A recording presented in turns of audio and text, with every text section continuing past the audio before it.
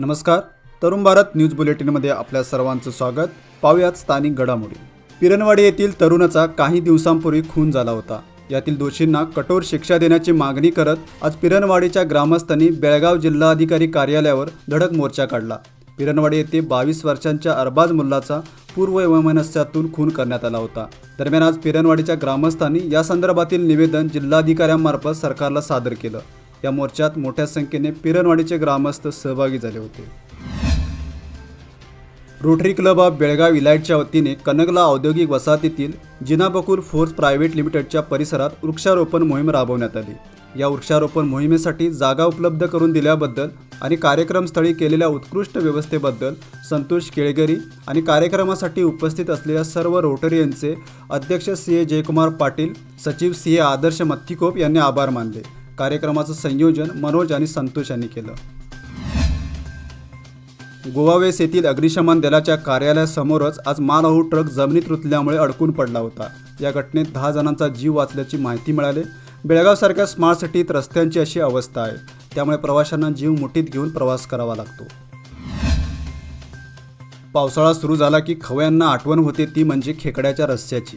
त्यामुळे सध्या बेळगावच्या कॅम्प परिसरात खेकड्यांची मोठ्या प्रमाणात विक्री सुरू आहे. नदी आणि धरणांमध्ये खेकडे पकडून ते विक्रीसाठी आणले जातात. यंदा बेळगावमध्ये म्हणावा तसा पाऊस झाला नसला तरी महाराष्ट्रात होत असलेल्या पावसामुळे हिडकल जलाशयाच्या पाणीसाठ्यात वाढ होताना दिसून येते. त्यामुळे धरण क्षेत्रात राहणारे रहिवासी खेकडे पकडून विक्रीसाठी बेळगावात आणतायत. Maratha light infantry regimental centre बेळगावमध्ये असून छत्रपती शिवाजी महाराजांची प्रेरणा घेऊन ही रेजिमेंट देशाचं संरक्षण करत आहे. त्यामुळे बेळगाव शहरातील कॅन्टोन्मेंट बोर्ड कार्यालयाचं छत्रपती शिवाजी महाराज कार्यालय असं नामकरण करावं, अशी मागणी कॅन्टोन्मेंट बोर्डाचे सरकार नियुक्त सदस्य सुधीर तुपेकर यांनी देशाचे संरक्षण राज्यमंत्री अजय भट्ट यांच्याकडे पत्राद्वारे केले. संरक्षण राज्यमंत्री अजय भट्ट यांनी या पत्राची दखल घेत संबंधित पत्र मंत्रालयाकडे पाठवलंय. कोट्यवधी रुपये खर्च करून बेळगाव रेल्वे स्थानकाचं नूतनीकरण करण्यात आलं. मात्र सध्या या रेल्वे स्थानकावर सुविधांची वानवा आहे, त्यामुळे प्रवाशांमधून नाराजीचा सूर उमटत आहे. उद्घाटन होऊन 5 महिने उलटले तरी अद्याप 4थ्या क्रमांकाच्या प्लॅटफॉर्मवर छत घालण्यात आलेलं नाही. यामुळे प्रवाशांना ऊन व पावसाचा सामना करावा लागतोय. तसेच या प्लॅटफॉर्मवर फूट ओव्हरब्रिजची व्यवस्था नसल्याने प्रवाशांचे हाल होत आहेत. मणिपूर येथे सुरू असलेला हिंसाचार त्वरित थांबवण्यात यावा. या हिंसाचाराच्या घटनेत निष्पाप नागरिकांचा बळी गेलाय. याचबरोबर मोठ्या प्रमाणात वित्तहानी झाली. याची संबंधित नागरिकांना नुकसान भरपाई देऊन शांती व सुव्यवस्था प्रस्थापित करण्यासाठी केंद्र सरकारने त्वरित पुढाकार घ्यावा. या पार्श्वभूमीवर ख्रिश्चन बांधवांतर्फे कॅन्डल मार्च काढून मृतांना श्रद्धांजली वाहण्यात आली. यानंतर राष्ट्रपती द्रौपदी मुर्मू यांच्या नावे जिल्हाधिकाऱ्यांना निवेदन देण्यात आलं. दीप अमावस्येनिमित्त दर्शनासाठी मंदिरात आलेल्या पत्नीची हत्या केल्याची घटना मुडलगी तालुक्यातील वडेरट्टी येथे घडली. शंकर सिद्धप्पा जगमट्टी असे खून झालेल्या व्यक्तीचं नाव असून या हत्येमागे पत्नीच्या प्रियकराचा हात असल्याचा संशय व्यक्त होतोय. मुडलगी पोलीस स्थानकात या घटनेची नोंद झाली. झोपडपट्टी विकास निगमच्या वतीने प्रधानमंत्री आवास योजनेअंतर्गत बेळगाव जिल्ह्याला 950 घरे मंजूर झाली होती. दरम्यान बेळगाव वड्डरवाडी येथील अनेक जणांनी डीडी भरून बांधकामाला सुरुवात केली होती. मात्र आता ही घरे अर्धवट स्थितीत असून लाभार्थ्यांवर भाड्याने राहण्याची वेळ आली. 8 महिन्यात घरे बांधून देण्याचं आश्वासन दिलं होतं, मात्र आता कंत्राटदाराकडून लाच मागितली जात आहे. याच्या विरोधात कारवाई करण्याची मागणी महेश गाडीवड्डर यांनी केली.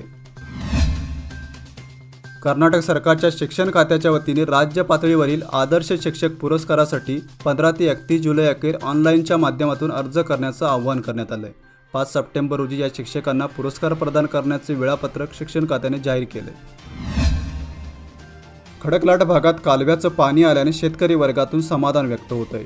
दरम्यान सोडण्यात आलेलं पाणी नेस गावातील तलावात वळवल्याने कालव्याच्या शेवटच्या टोकांपर्यंत पाणी पोहोचलं नव्हतं.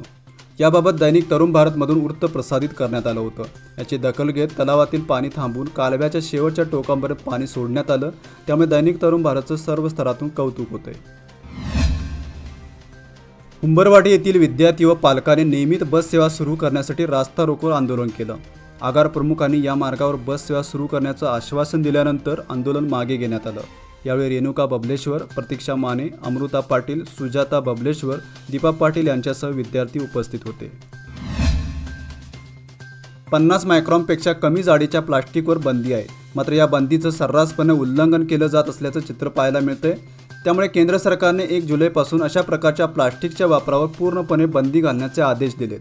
त्यानुसार सर्वत्र कारवाई सुरू असून निप्पाणीत गेल्या 6 दिवसातील कारवाईत 50 किलोहून अधिक प्लास्टिक जप्त करून 60हून अधिक विक्रेत्यांवर दंडात्मक कारवाई करण्यात आली. आजच्या बुलेटिनमध्ये इथेच थांबूया. अधिक माहिती आणि ताज्या घडामोडींसाठी पाहत राहा तरुण भारत यूट्यूब चॅनल.